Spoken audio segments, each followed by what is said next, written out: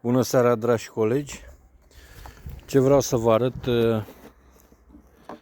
mai deosebit așa este faptul că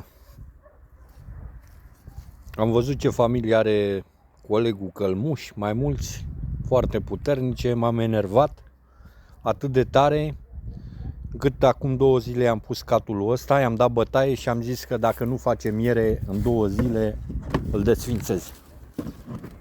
Uitați și dumneavoastră ce au putut să facă în 2 zile. Da? Stați să vă aduc. Da? Uitați și noastră ce e aici. Deci în 2 zile și să vă arăt și mierea, să nu ziceți că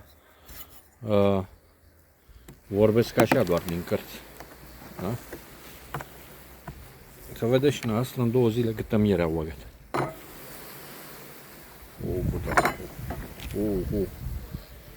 Ia uitați miere.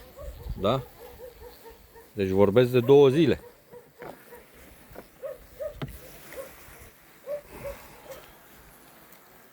Stai să mai desfac una. Să vedeți și noastră ce putere. Ia uitați, miere. Deci în 2 zile a avut un plus de, să zic, 4-5 kg la zi. Da? Încă n-am nici cum, mă mănânc astea acum pe noapte. Da, seară bună, dragilor!